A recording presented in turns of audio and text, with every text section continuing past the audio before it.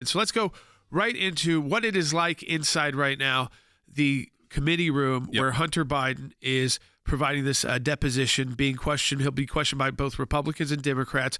It looks like, unusually, he'll be questioned mostly by members of Congress. Usually they don't do as much questioning at this stage. They do more if you do a public hearing, but they have all said they're going to be in the room. And so it's going to be a much bigger room than you would usually imagine. So a much larger room than you'd usually see if it was video, but this won't be videoed.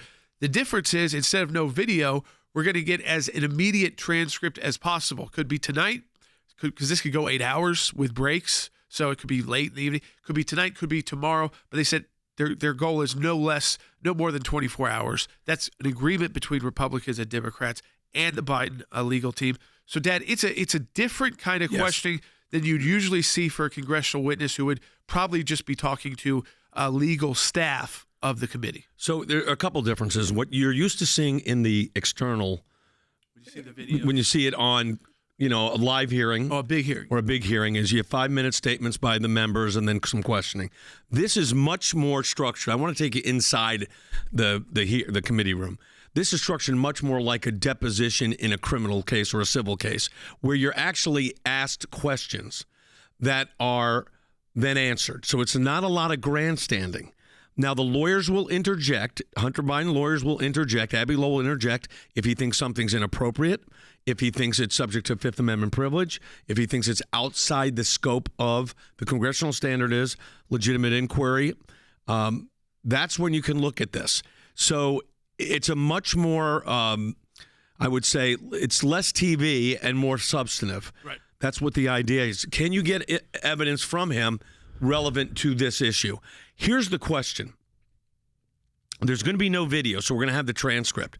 But there is this, I think, Jordan, hanging over this. There's this pale of concern that after the last big witness totally blew up, right, you got to be very careful how you proceed on all this. And what we're talking about, that last big witness, that was the FBI, the 1023 form. I'm taking you back to, remember Grassley, they said they know about a form, and they were very careful. They said this is just, again, an informant that put this information forward, so it hadn't been verified, but who had talked about this $10 million bribe, basically, to the Bidens, $5 million to Hunter, $5 million to Joe Biden, and then through a Burisma deal, if they did this for Burisma and that for Burisma, which would be the kind of thing you'd get impeached over because it'd be like bribery. And that person now, who has been a paid informant by the FBI before, for years, was arrested for just making that up, and is a both Russian and Israeli citizen, but has been a paid FBI informant and has been arrested twice now. Once was let out on their own accord, and then at their attorney's office in Vegas got arrested again because they feel like there's a risk here to something happening to this person who was this asset. But that has been found to be untrue, and they have brought the charges forward that is because that person had no contact with Burisma at all, that they've been able to document that. They'll have to take that to court and actually prove it, but that certainly hurts because that would have been something that would have definitely been asked about, but for that person's now entire 1023 being in doubt. He hasn't been found guilty yet, but it's been taken seriously enough by the U.S. government that he needs to remain behind bars because he is an asset that was filing inappropriate or factual statements, and you don't want that filed about you either, because of some animus towards Joe Biden. And they went to the fact that he had no contact with Burisma, so he knew nothing more about Burisma. It was totally false than you or me. All right. So this is a different situation because you've got Hunter Biden coming in as a fact witness. So understand what that means. They are questioning him because they have specific questions they want answered about transactions that may implicate the president. If they get into issues that implicate Hunter Biden as to his tax situation, which is subject to an indictment, and he's pled not guilty to, or the gun charge, the lawyer, Abbe Lowell, and his colleagues will assert the privilege. The Fifth Amendment privilege means you do not have to testify, and you cannot draw an inference from that invocation of the Fifth Amendment that you're guilty. Innocent people, Supreme Court case, take the Fifth. especially when they think it's an overzealous prosecutor. And by the way, a lot of witnesses that we were dealing with in the Russia probe took the Fifth Amendment too, not because they thought they were guilty, but because they did not trust the prosecution. So this is not a prosecutor, but all of this is part of the impeachment process. So I think we've got to go into it understanding kind of the scope and nature of what's really at play here. Yeah, let's go to Todd in Georgia on line 3, because I think this will be an important one, and we got the sound for it, Todd. Welcome to the broadcast. You're on the air. Yes, my question is, do you think the video of Biden bragging to the Council on Foreign Relations about getting the prosecutor fired and the video of Hunter Biden, his interview on ABC, I think, where he admitted he had no qualifications to be on that board, do you think that'll be part of this inquiry? I think they will certainly ask about it. Let's play the flashback. This goes back to 2018, and then I'll explain to you how it could be relevant and how it could be irrelevant based off what other information they find out. But let's listen to now President Biden. This is when he was vice president. President when he talked about this, vice president when it happened. Byte 31. I had gotten a commitment from Poroshenko and from Yatsenyuk that they would take action against the state prosecutor, and they didn't. So they said they were walking out to press conference. I said, no, I'm not going to, or we're not going to give you the $1 billion. They said, you have no authority. You're not the president. The president said. I said, call him. I said, I'm telling you, you're not getting the $1 billion. I said, you're not getting the $1 billion. I'm going to be leaving here. And I think it was, 6 hours? I said, I'm leaving in 6 hours. If the prosecutor's not fired, you're not getting the money. Well, son of a got fired. And they put in place someone who was solid. Here's the problem. He admits to using the leverage of the presidency or vice presidency, but the office of the president as well, to remove the prosecutor that was investigating the company that his son sat on the board of. I mean, that's what people need to be thinking about here. Now, does that raise to a high crime and misdemeanor? The problem is the Democrats lowered the bar on impeachment so low that anything becomes a high crime and misdemeanor.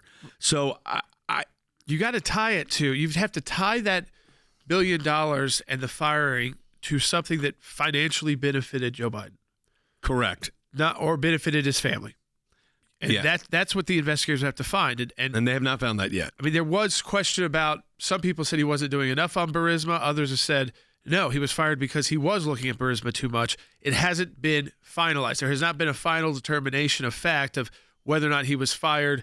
And there was a lot of other countries asking him to be fired, so they can lean on that.